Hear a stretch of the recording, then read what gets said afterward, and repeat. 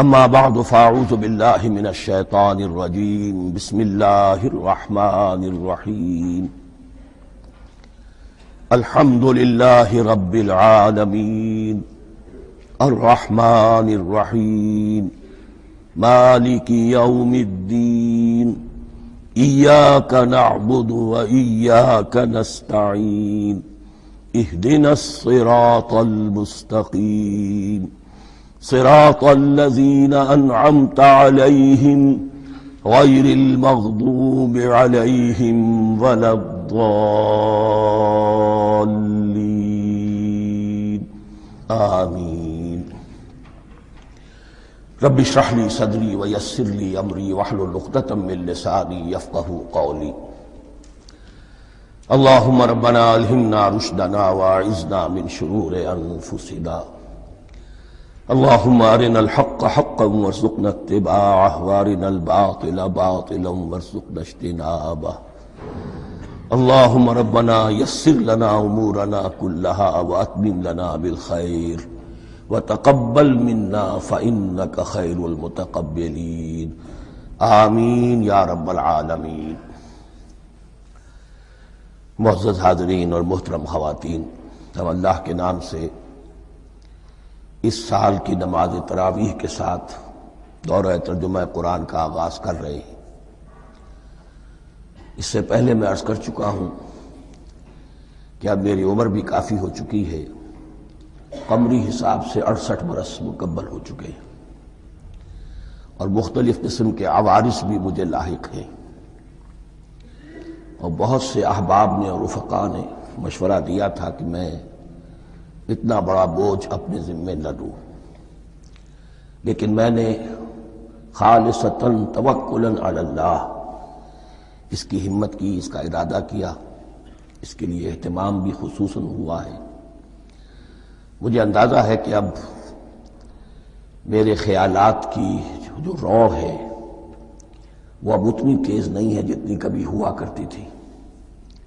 Cross references بھی جو ہیں قرآن حکیم کے وہ اتنے مستحضر نہیں ہیں جتنے کبھی ہوتے تھے، بلکہ واقعہ یہ ہے کہ میری زبان بھی بعض اوقات لڑکھڑاتی ہے، اس لیے کہ مجھے جو ادویات استعمال کرنی پڑتی ہیں ان کا اعصاب پر بھی اثر ہوتا ہے، اور جو ہمارے اعضائے رئیسہ ہیں ان پر بھی اثر ہوتا ہے۔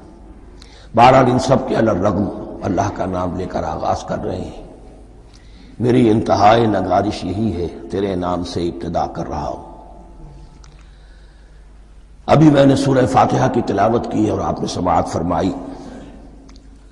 یہ سورہ مبارکہ مصحف کے اعتبار سے تو پہلی صورت ہے ہی، سب کو معلوم ہے، لیکن یہ بھی نوٹ کر لیجئے کہ یہ نزول کے اعتبار سے بھی سب سے پہلی مکمل صورت جو حضور پر نازل ہوئی وہ یہی ہے۔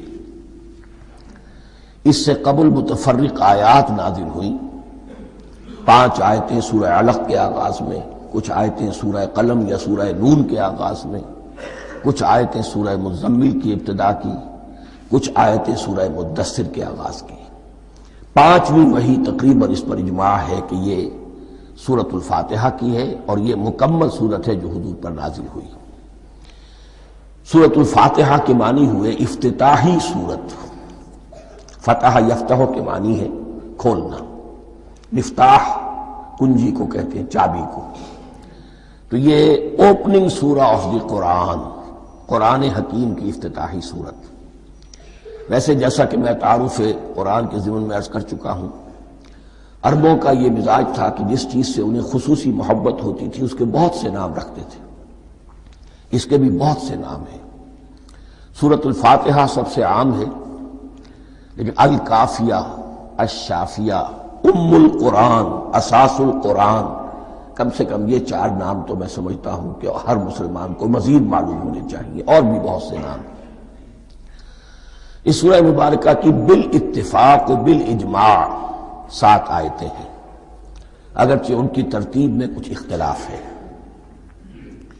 ایک رائے، یہ رائے امام شافعی کی بھی ہے اور بصرہ کے جو قراء تھے ان کی بھی ہے، کہ آیت بسم اللہ بھی سورہ فاتحہ میں شامل ہے، اس کا جز ہے، وہ اس کو شامل کر کے پھر 7 آیتیں بناتے ہیں۔ تو آخری جنہیں ہم دو آیتیں سمجھتے ہیں، صراط الذین انعمت علیہم غیر المغضوب علیہم ولا الضالین، وہ ان کے نزدیک ایک آیت ہے۔ تو گویا کہ نتیجہ یہ نکلا کہ آیتوں کی تعداد ساتھ ہی رہتی ہے۔ امام ابو حنیفہ رحمۃ اللہ علیہ کا موقف اور کوفے کے جو قراء تھے ان کا بھی موقف یہ ہے کہ آیت بسم اللہ نہ سورہ فاتحہ کا جز ہے نہ کسی اور سورت کا جز ہے، سوائے ایک مقام پر جہاں حضرت سلیمان علیہ السلام کا خط جو ہے نقل ہوا ہے، جو انہوں نے ملکہ سبا کو لکھا تھا، انہ من سلیمان و انہ بسم اللہ الرحمن الرحیم۔ تو قرآن کے متن میں صرف اسی جگہ پر یہ آیت شامل سمجھتے ہیں، باقی یہ صرف علامت کے طور پر کہ یہاں سے ایک نئی سورت شروع ہو رہی ہے درج کی گئی ہے۔ اس سورہ مبارکہ کو الصلاح قرار دیا گیا ایک حدیث میں، اس کا جو اسلوب ہے وہ دعا کا ہے، اور دعا کے ساتھ اس کی جو مناسبت ہے اور پھر اسی کی وجہ سے ہماری نماز کا یہ جزو لا ینفک بنا دیا گیا۔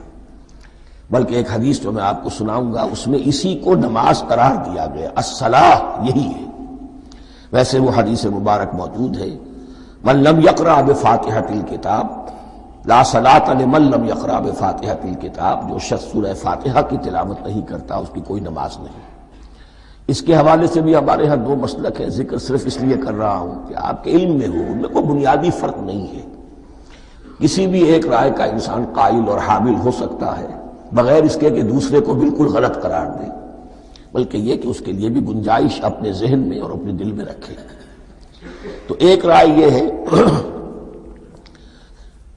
کہ یہ میں کیا عرض کر رہا تھا کوئی بھول گیا ہوں۔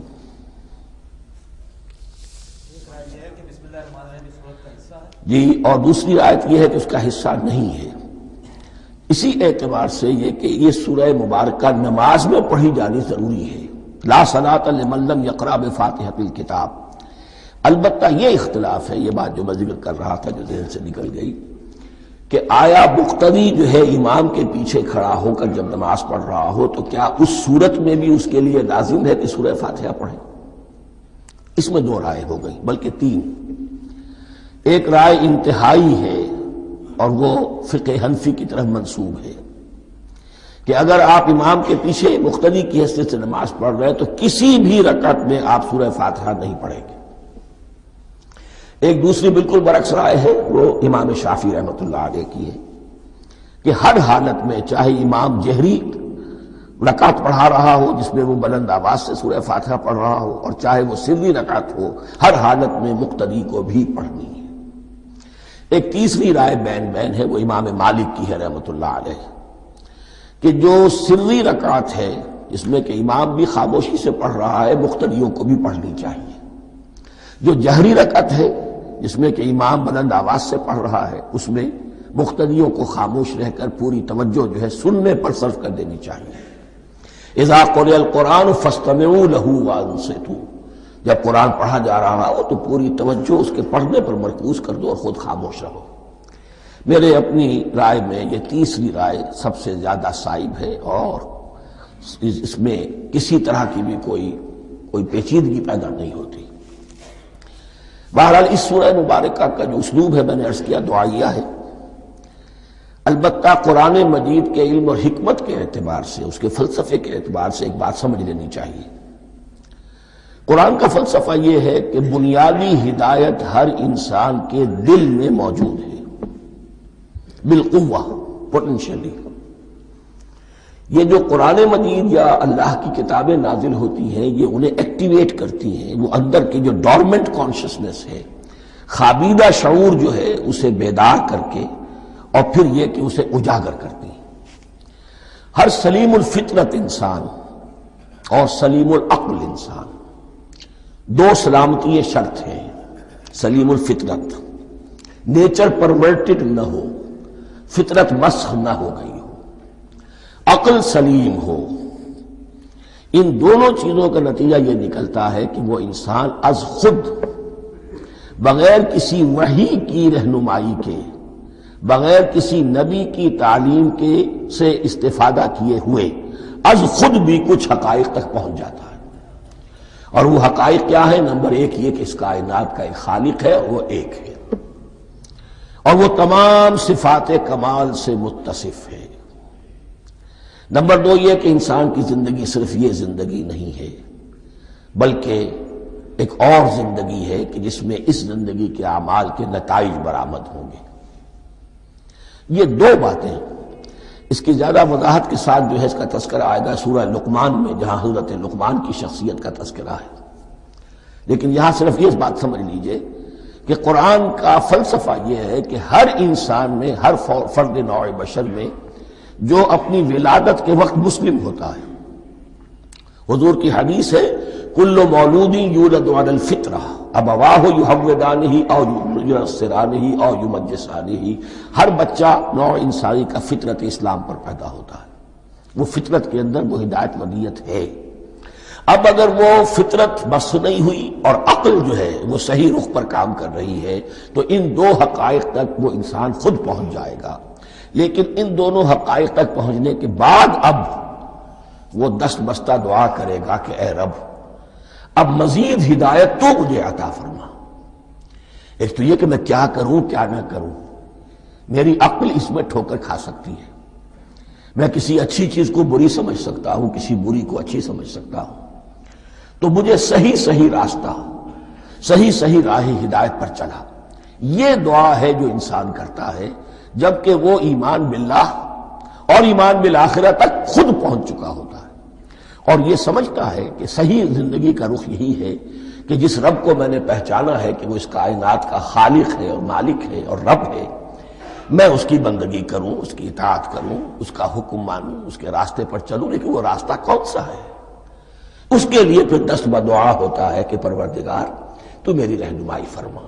یہ مقام ہے کہ جہاں آپ سمجھ لیجئے اپنے آپ کو بھی آج اس جگہ پر تصور کرتے ہوئے پھر اس سورہ مبارکہ کو پڑھیے کہ آپ اس مقام پر اللہ کے فضل و کرم سے پہنچ چکے ہیں کہ اللہ کو آپ نے پہچان لیا اور اس کی توحید کو جان لیا، اس کی جملہ صفات کمال سے آپ واقف ہو گئے۔ آپ یہ بھی جان گئے کہ بڑھ کر اس کے حضور میں حاضر ہونا ہے اور وہ حساب کتاب لے گا۔ پھر آپ نے یہ عہد بھی کر لیا کہ اب زندگی گزارنی ہے اس رب کی بندگی میں، اسی کی فرما برداری میں۔ اب یہاں کھڑے ہو کر آپ پوچھتے ہیں کہ اللہ مجھے وہ تفصیلی ہدایت عطا فرما، ایسا نہ ہو کہ کبھی میں کسی راستے پر چلتا ہوا کسی پگڈنڈی پر مڑ جاؤں اور وہ تھوڑی سی جو ڈیوییشن ہو میرے راستے کی وہ میری عاقبت کو برباد کر دے۔ یک لحظہ غافل گشتم و 100 سال راہم دور شد، اس لیے کہ ہوتا یہی ہے سیدھے راستے سے ذرا سی کوئی پگڈنڈی جو ہے تھوڑے سے اینگل پر نکلی ہے، لیکن جب چلتے جائیں گے آپ تو جتنے آگے بڑھیں گے اس پر، اس راہ صراط مستقیم سے آپ اتنے ہی زیادہ دور ہوتے چلے جائیں گے۔ یہ ہے قرآن مجید کی حکمت اور فلسفے کے اعتبار سے اس سورہ مبارکہ کا مقام۔ اب آئیے ہم بسم اللہ کرتے ہیں۔ بسم اللہ الرحمن الرحیم، شروع کرتا ہوں میں اللہ کے نام سے جو رحمان اور رحیم ہے۔ اس پر کچھ گفتگو ہو چکی ہے تعارف قرآن کے ضمن میں کہ رحمان اور رحیم 2 نام ہیں کہ جو رحمت کے مادے سے نکلتے ہیں۔ رحمان میں اللہ تعالیٰ کی رحمت کا جوش، ہیجانی کیفیت، طوفانی کیفیت، اور رحیم میں اللہ تعالیٰ کی رحمت کا دوام اور تسلسل۔ یہ دونوں کیفیات اللہ کی رحمت میں بیک وقت موجود ہیں، جس کا ہم تصور نہیں کر سکتے۔ ہم سمندر کو دیکھتے ہیں، متلاطم سمندر ہے، اس میں ہیجان ہے، طوفان ہے۔ دریا کو دیکھتے ہیں کہ وہ سکون کے ساتھ چل رہا ہے، خاموشی سے چل رہا ہے، بہہ رہا ہے، بس تسلسل کے ساتھ بہہ رہا ہے۔ ہم ان دونوں کیفیات کو علیحدہ دیکھتے ہیں تو ہمارا ذہن ان دونوں کو بیک وقت اس کا تصور نہیں کر سکتا، تخیل ممکن نہیں۔ لیکن اللہ کی رحمت کی یہ دونوں شانیں مستقلاً ہر وقت موجود ہیں بیک وقت، اسی لیے ان دونوں کے درمیان کہیں حرف عطف نہیں آئے گا۔ بسم اللہ الرحمن الرحیم، الحمدللہ رب العالمین۔ کل حمد، اور حمد کو ذہن میں رکھ لیجئے، حمد مساوی ہے تعریف جمع شکر۔ عام طور پر ترجموں میں ایک لفظ لایا جاتا ہے، کل تعریف اللہ کے لیے، یہ کافی نہیں ہے۔ تعریف آپ کسی شے کی کر سکتے ہیں جس میں کوئی حسن ہے، خوبی ہے، کسی بھی اعتبار سے، خواہ آپ کو اس کے حسن و خوبی سے کوئی فائدہ حاصل نہیں ہو رہا۔ ایک پھول ہے، بہت خوبصورت ہے، بس ٹھیک ہے، خوبصورت ہے، آپ نے کہا، تعریف کر دی۔ شکر کرتے ہیں آپ اس شے کا جس سے آپ کو کوئی فائدہ پہنچا ہو، استفادہ ہوا ہو، آپ کی کوئی ضرورت پوری ہوئی ہو، آپ کی کوئی مشکل رفع ہوئی ہو۔ اور آپ دیکھیں گے کہ حمد میں یہ شکر کا پہلو غالب ہے۔ جتنی بھی دعائیں ہیں حضور سے منقول، شکر کے مقام پر وہاں حمد آتا ہے۔ بھوک لگی ہوئی تھی، کھانا کھایا، الحمدللہ الذی اطعمنی وسقانی۔ اب یہاں دیکھیے ترجمہ، تعریف نہیں، شکر ہے اس اللہ کا جس نے مجھے کھلایا اور پلایا۔ آپ بیت الخلاء سے باہر آئے، نجاستیں آپ سے دور ہو گئیں، طبیعت میں انشراح ہوا، الحمدللہ الذی اذھب عنی الاذی وعافانی۔ وہ شکر ہے اس اللہ کا جس نے اذیت بخش چیزیں مجھ سے دور کر دیں اور مجھے عافیت بخشی۔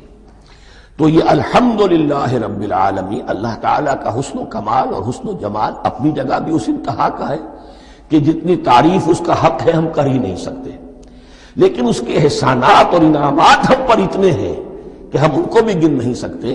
لہذا ایک ہی احصاء ہم نے کر دیا الف لام کے ساتھ، الحمدللہ رب العالمین۔ تمام تعریفیں اور کل شکر اللہ کے لیے ہیں کہ جو تمام جہانوں کا پروردگار ہے، رب ہے، مالک ہے۔ رب میں ایک مفہوم ہوتا ہے ربوبیت کا، اور اس میں مفہوم شامل ہوتا ہے تربیت کا، ربیانی صغیرہ۔ تو مالک ہونا اور تربیت دینا، آپ جس شے کے مالک ہوں گے آپ چاہیں گے اس میں بڑھوتری ہو، اس میں اضافہ ہو، وہ نشو و نما پائے۔ تو یہ دونوں چیزیں آپس میں ایک دوسرے کا جڑی ہوئی ہیں، پروردگار بھی اور مالک بھی۔ عام طور پر عربی میں رب کا لفظ مالک کے لیے آتا ہے، رب البیت، رب الدار، رب المال۔ تو مالک وہاں پر ظاہر بات ہے کہ اس سے مراد کیا ہے، مال والا، گھر والا، گھر کا مالک۔ تو کل شکر اور کل تعریف اس اللہ کے لیے ہے جو تمام جہانوں کا مالک بھی ہے اور پروردگار بھی ہے۔ الرحمن الرحیم، رحمان ہے اور رحیم ہے۔ اب دوبارہ اس کی میں وضاحت نہیں کروں گا۔ مالک یوم الدین، یوم دین کا مختار مطلق ہے۔ دین عربی زبان میں کہتے ہیں بدلے کو، دناہم کما دانو، کما تدینو تو دانو، یہ کہاوت ہے۔ جیسے اردو میں ہم کہتے ہیں جیسا کرو گے ویسا بھرو گے، کما تدینو تو دانو۔ تو یہ ہے بدلہ، اس کا بنیادی مفہوم جو ہے وہ بدلہ ہے۔ تو بدلے کا ایک دن ہے جس دن فیصلہ ہوگا کہ کون کیا کما کر لایا ہے اور اسے کیا بدلہ ملنا چاہیے۔ آیا اس کا برائیوں کا پلڑا بھاری ہے کہ اسے سزا ملنی چاہیے، یا اس کی حسنات اور نیکیوں کا پلڑا بھاری ہے کہ اسے جزا ملنی چاہیے، اس کا انعام اور اکرام کے ساتھ معاملہ کیا جانا چاہیے۔ وہ ایک دن ہے، اسے ہم یوم القیامہ کہتے ہیں۔ اور لیکن اصل بات جو یہاں کہی گئی، یعنی ایک جملے میں تین باتوں کا اعتراف ہو رہا ہے۔ بعث بعد الموت، ایک دن آئے گا کہ ہم مرنے کے بعد تمام انسان اٹھا لیے جائیں گے، پھر حساب و کتاب، پھر اللہ کے ہاں حاضری ہوگی اور حساب کتاب ہوگا۔ اور تیسرا یہ کہ اس حساب کتاب کے دن کا مختار مطلق اللہ ہے، یعنی کسی اور کو اپنے ذہن میں سہارا بنا کر آپ زندگی گزاریں کہ وہ مجھے چھڑا لے گا، یا وہ ہستی جو ہے اتنی زوردار ہے کہ وہ مجھے بچا لے گی، اس سے اپنے دل کو، اپنے ذہن کو بالکل پاک کر لیجئے۔ مالک یوم الدین، ایک دوسری جگہ پر قرآن میں آیا ہے، اس روز کوئی پکارنے والا پکارے گا، لمن الملک اليوم للہ الواحد القہار، آج کے دن کس کا اختیار مطلق ہے؟ اور پھر کہا جائے گا اللہ کے لیے، الواحد قہار، جو پوری طرح چھایا ہوا ہے، بس تولی ہے۔ تو مالک یوم الدین، جو جزا و سزا کے دن کا مالک ہے۔ اب یہاں سے کلام ایک رخ بدل رہا ہے۔ ابھی تک تو یہ غائبانہ انداز میں کلام ہو رہا ہے، اللہ سے خطاب نہیں آیا اس میں ابھی۔ الحمدللہ رب العالمین الرحمن الرحیم مالک یوم الدین۔ اب خطاب ہے، ایاک نعبد و ایاک نستعین، ہم صرف تیری ہی بندگی کرتے ہیں اور کریں گے، اور ہم صرف تجھ ہی سے مدد مانگتے ہیں اور مانگیں گے۔ یہ ترجمہ میں کیوں کر رہا ہوں کہ یہ فعل مضارع ہے۔ عربی زبان میں فعل مضارع حال اور مستقبل دونوں کو کور کرتا ہے۔ کا جو ہے مفعول فاعلی جو ہے، مفعول جو ہے اس میں ضمیر مفعولی، اسے پہلے لا کر حشر کا مضمون پیدا ہو گیا۔ ہم تیری بندگی کرتے ہیں نہیں، ہم تیری ہی بندگی کرتے ہیں اور کریں گے۔ حال میں ترجمہ کیجئے تو یہ اظہار حال ہے، اور مستقبل میں ترجمہ کیجئے تو یہ ایک عہد ہے، قول و قرار ہے، بہت بڑا معاہدہ ہے۔ وَإِيَّاكَ نَسْتَعِينُ، اور صرف تجھی سے مدد مانگتے ہیں اور مانگیں گے۔ اس میں بھی حال کا ترجمہ اظہار حال، اللہ کرے کہ واقعی ہمارا حال وہی ہو، جب ہم یہ الفاظ کہتے ہیں تو واقعتاً ہم اس پر پورے اتر رہے ہوں کہ اسی کی بندگی کر رہے ہوں اور اسی سے ساری استعانت اور استمداد کر رہے ہیں۔ جہاں تک مستقبل کا تعلق ہے وہ پھر ایک عہد ہے، اہدنا الصراط المستقیم، یہ مقام وہ آ گیا کہ یہاں تک تو اے پروردگار ہم پہنچ گئے تیرے فضل سے، تیرے کرم سے۔ فطرت سلیمہ بھی تیری عطا کردہ تھی، عقل سلیم بھی تیری ودیعت کردہ تھی، ان دونوں کی روشنی سے ہم یہاں تک تو پہنچ گئے۔ اب ہماری جو ضرورت ہے، احتیاج ہے، وہ کیا ہے؟ اہدنا الصراط المستقیم، ہدایت بخش ہمیں سیدھے راستے کی۔ یہاں دو باتیں سمجھ لیجئے، انفرادی سطح پر انسان کے لیے نہ معلوم کتنے مرحلے آتے ہیں ہر روز کہ جس میں وہ ایک چھٹک کر کھڑا ہو جاتا ہے، یہ کروں یا یہ کروں، دو آلٹرنیٹو سامنے آ رہے ہیں، فیصلہ کرنا مشکل ہو رہا ہے، قدم قدم پر ہدایت کی ضرورت ہے۔ اور اجتماعی طور پر نوع انسانی تین بڑے بڑے تمدنی مسائل میں واقعہ یہ ہے کہ تسلیم کر لیا جانا چاہیے کہ عقل انسانی اس کو راستہ نہیں دکھا سکتی۔ عام معاشرتی سطح پر مرد اور عورت کے درمیان حقوق اور اختیارات کا کیا توازن ہو، ناممکن ہے، انسان طے نہیں کر سکتا۔ انسان یا مرد ہے یا عورت ہے، عورت سوچے گی اپنے لحاظ، اپنے جذبات کا، اپنے خیالات کا لحاظ رکھے گی، مرد کے جذبات و احساسات کا اسے اس کا کوئی تصور ہی ممکن نہیں۔ مرد سوچے گا اسے اپنے احساسات معلوم ہے، لیکن یہ کہ عورت کے احساسات سے وہ نابلد ہے، ان کو محسوس کر ہی نہیں سکتا، لا محالہ وہ اپنے بارے میں وہ جو بھی نظام بنائے گا اس میں وہ اپنی بالادستی رکھے گا۔ وہ تو ایک ہی ہستی ہو سکتی ہے کہ جو دونوں کی خالق ہے، مرد کی بھی عورت کی بھی، اور اس کو دونوں سے محبت ہے، دونوں کا خیر خواہ ہے، دونوں کا رب ہے، دونوں کو پروان چڑھانا چاہتا ہے۔ اسی طرح فرد اور معاشرہ یا ریاست، حکومت اور ریاست ہمیشہ یہ چاہتی ہے کہ سارے اختیارات ہمارے ہاتھ میں آ جائیں، ٹوٹلیٹیرین سوسائٹی ہو، بس ہم حکم دیں اور لوگ اس پر چلیں۔ افراد یہ چاہتے نہیں، ہمیں آزادی ہونی چاہیے۔ اب آپ دیکھیے کہ دنیا میں کتنے جھگڑے چلتے ہیں اسی پر، فریڈم فریڈم فریڈم۔ وہ فریڈم واقعتاً اپنی جگہ پر ایک شے ہے، افراد کی آزادی ہونی چاہیے، لیکن افراد کی آزادی اتنی نہ ہو جائے کہ وہ مادر پدر آزاد ہو جائے، کوئی قانون، کوئی قاعدہ، کوئی اخلاقی کوئی حدود اور قیود جو ہے ان کا پابند نہ رہے۔ تو اب کہاں ہے وہ نقطہ اعتدال کہ جس میں انسان کی انفرادی آزادی، انفرادی اختیار اور ادھر اجتماعی مصلحتیں جو ہیں ان کو بیلنس کیا جا سکے؟ انسان طے نہیں کر سکتا، صرف اللہ ہی اس کے لیے نظام دے سکتا ہے۔ تیسرا مسئلہ ہے سرمایہ اور محنت، اس میں کیا توازن ہو؟ سرمایہ اور محنت دونوں مل کر کچھ بنا رہے ہیں، کچھ پروڈیوس کر رہے ہیں۔ اب اس میں نفع جو ہوا ہے اس میں سرمایہ کا کتنا حصہ ہونا چاہیے اور لیبر کا کتنا ہونا چاہیے، کون طے کر سکتا؟ اس کے لیے بھی کہ ایسا نہ ہو کہ سرمایہ داری جو ہے آکاش بیل بن کر پورے معاشرے پر چھا جائے اور غریب بیچارہ، مزدور بیچارہ، کاشتکار بیچارہ وہ گویا کہ چکی کے دو پارٹوں میں پس کر رہ جائے، اس کی کوئی حیثیت نہ رہ جائے۔ لیکن یہ کہ دوسری طرف اگر یہ کہ مزدور کا جو حق ہے اس سے زیادہ اس کو دے دیا جائے تو سرمایہ جو ہے وہ سکڑ جائے گا، شائی ہو جائے گا، وہ پھر میدان میں نہیں آئے گا۔ کیا کیا جائے؟ کون سا نقطہ عدل و اعتدال ہے؟ یہ تین مسائل ایسے ہیں، اہدنا الصراط المستقیم۔ تو یوں سمجھیے کہ ایک جو بنیادی ہدایت تھی، ایک اللہ کو پہچان لینا، یہ جان لینا کہ کل حسن و جمال اور تمام انعام و اکرام کا منبع اس کی ذات ہے، وہ رحمان ہے اور رحیم ہے، اور یہ جان لینا کہ مرنے کے بعد جی اٹھنا ہے، حساب کتاب ہے، فیصلہ ہوگا جزا و سزا کا، اور مختار مطلق اس دن کا اللہ ہے۔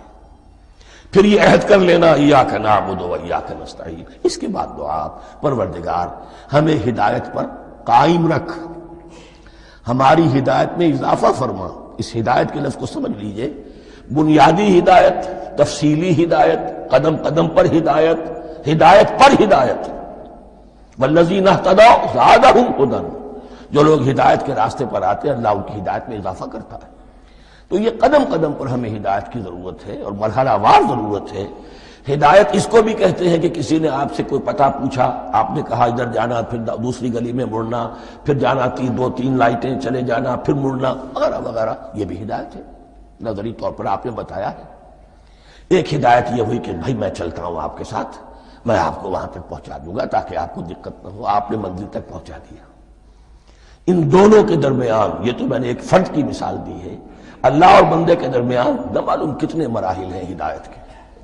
تو کسی وقت بھی انسان اپنے آپ کو ہدایت خداوندی سے مستغنا نہیں سمجھ سکتا، اور نہیں تو پروردگار جو ہدایت دی ہے اس پر ہدایت پر قائم رکھ۔ کیا پتہ شیطان کا کوئی حملہ، کیا پتہ ہمارے نفس کی کوئی شرارت کسی ایسے رخ پر ہمیں ڈال دے کہ اب تک کی ساری کمائی بھی ضائع ہو جائے۔ لہذا یہ نہ سمجھیے کہ جب یہ ساری چیزیں ان کو معلوم تھی، ان چیزوں کا تو اقرار کر رہے تو اب ہدایت کون سی مانگ رہے؟ تو ہدایت کا تو بڑا میدان کھلا ہوا ہے، اور اس ہدایت کی وہ جو میں نے آخری شکل آپ کو بتائی ہے کہ منزل مقصود تک پہنچا دے، یہ ہدایت بھی قرآن مجید میں اس معنی میں بھی لفظ آیا ہے کہ اہل جنت جب جنت میں داخل ہوں گے تو جو ترانہ حمد ان کی زبان پر اس وقت ہوگا وہ کیا ہے؟ الحمدللہ الذی ہدانا لہذا وما کنا لنہتدی لولا ان ہدانا اللہ۔ کل شکر اس اللہ کا جس نے ہمیں یہاں تک پہنچا دیا، ہدایت دی یہاں تک پہنچا دیا، اور ہم ہرگز نہ پہنچ پاتے، ہم ہرگز ہدایت یافتہ نہ ہو سکتے اگر اللہ ہی ہمیں ہدایت نہ دیتا۔ اہدنا الصراط المستقیم، سیدھا راستہ، صراط الذین انعمت علیہم، اب اس کی مزید وضاحت ہے، راستہ اس کا ان لوگوں کا جن پر تیرا انعام ہوا۔ یہ کون لوگ ہیں؟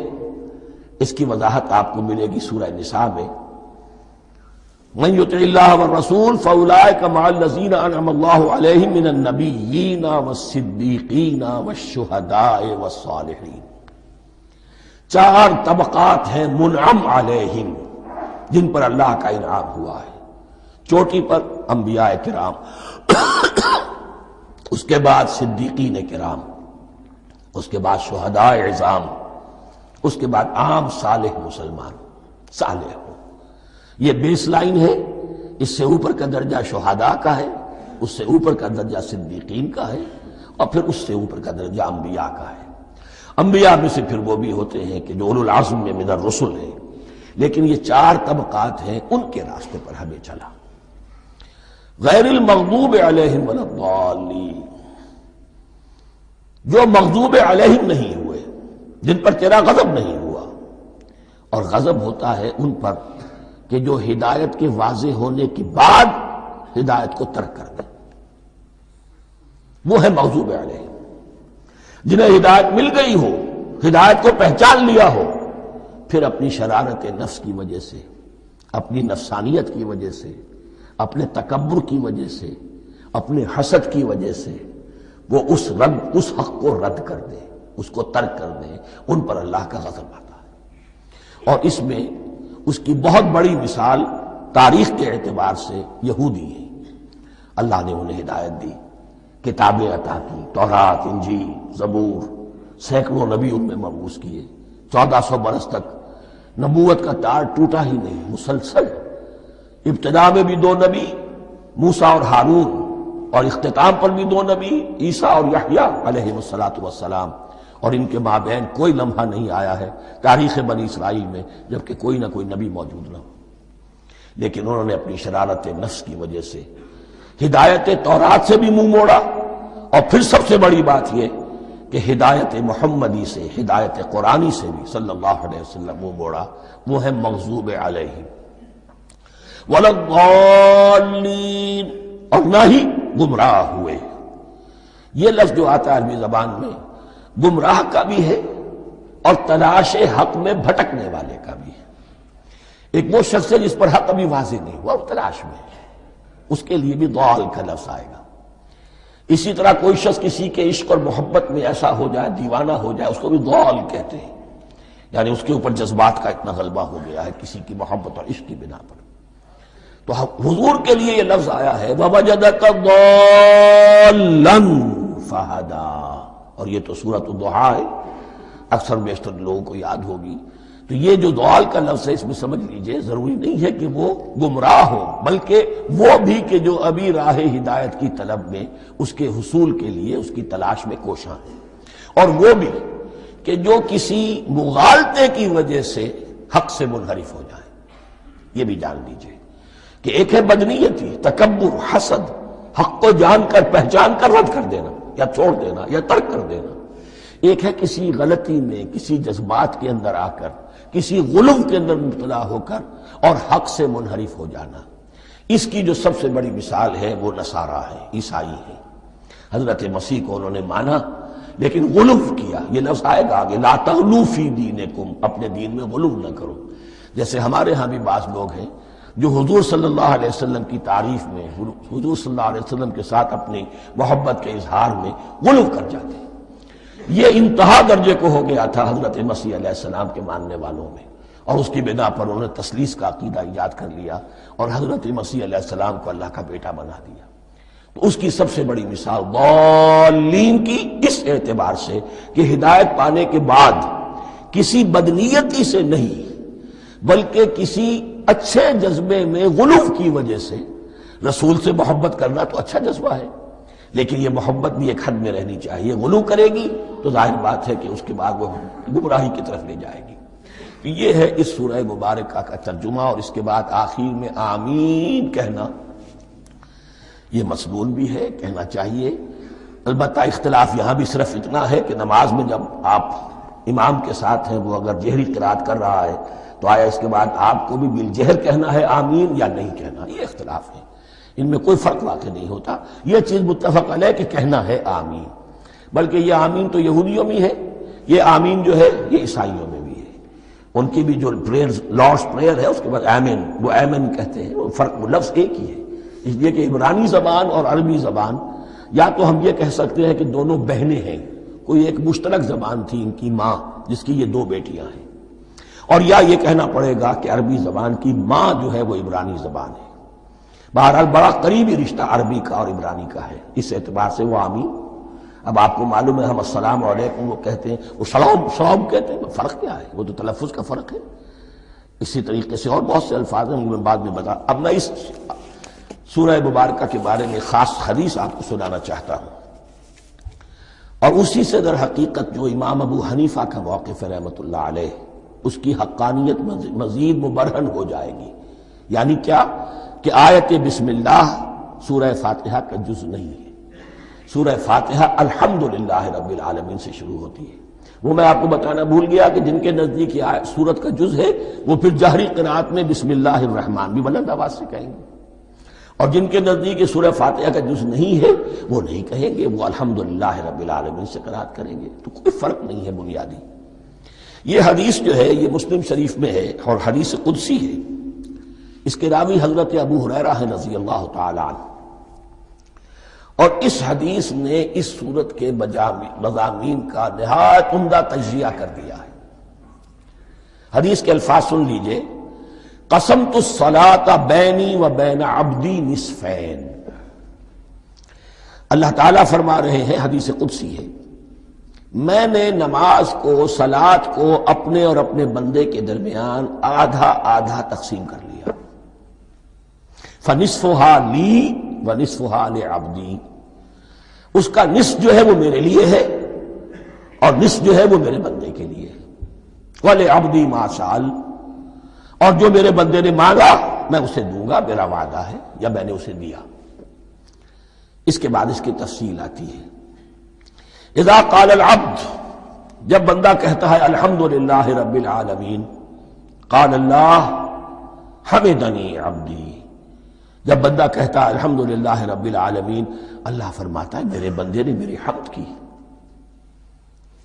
وَإِذَا قَالَ الرَّحْمَنِ الرَّحِيمِ قَالَ اللَّهُ اثْنَى عَلَيَّ عَبْدِي، جب بندہ کہتا ہے الرحمن الرحیم، اللہ فرماتا ہے میرے بندے نے میری ثنا کی۔ وَإِذَا قَالَ مَالِكِ يَوْمِ الدِّينِ قَالَ اللَّهُ تَعَالَى مَجَّدَنِي عَبْدِي، میرے بندے نے میری تمجید بیان کی، میری بزرگی بیان کی۔ اب یہ تین آیتیں ہو گئیں، تینوں میں اللہ کی حمد ہے، ثنا ہے، تمجید ہے۔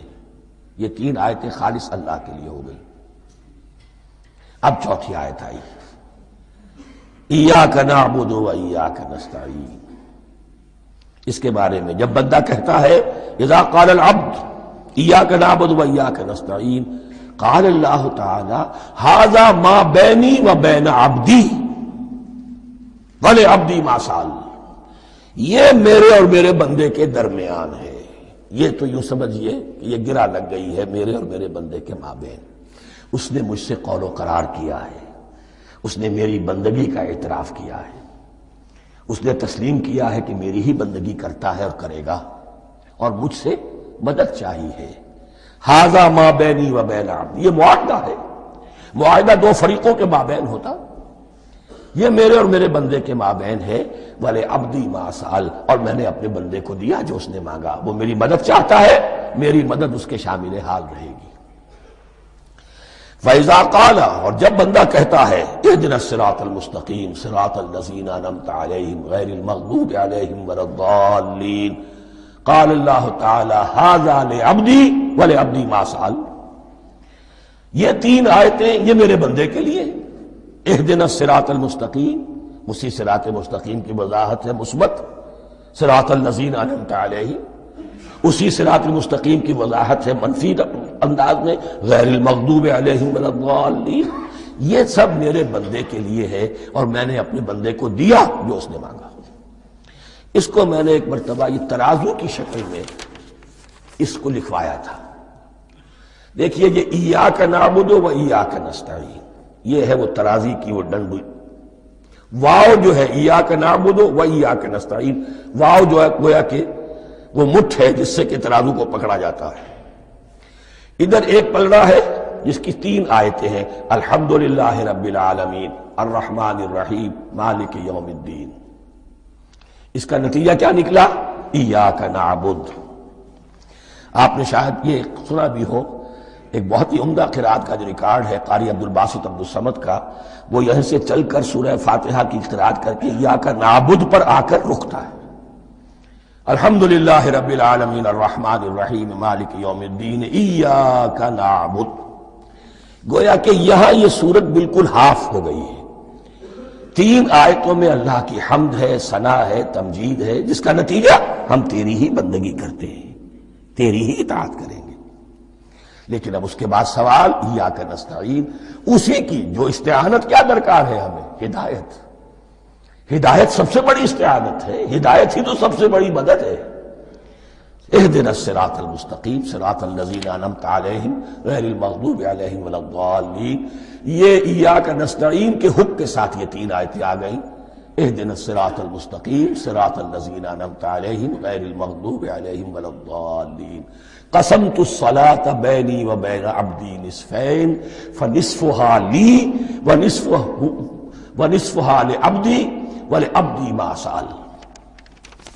اللہ تعالیٰ اس سورہ فاتحہ کا جو اصل مفہوم ہے وہ بھی ہمارے ذہنوں پر، ہمارے شعور کی سطح پر اسے اجاگر کیے رکھے، ہمیں توفیق دے کہ جب بھی پڑھیں، جب بھی سنیں تو وہ کیفیت اگر ہو جائے، اس لیے کہ ایک حدیث ہے کہ الصلاۃ معراج المومنین، نماز تو اہل ایمان کے حق میں معراج کے درجے میں ہے۔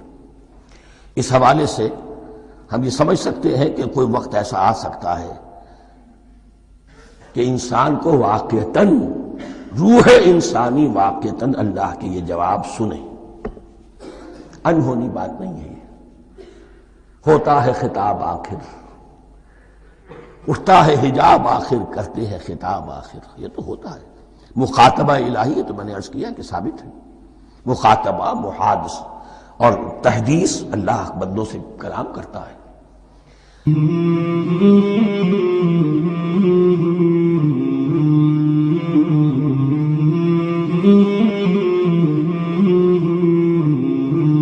مولاي صل وسلم دائما ابدا على حبيبك خير الخلق كلهم، مولاي صل وسلم دائما ابدا على حبيبك خير الخلق كلهم، مولاي صل وسلم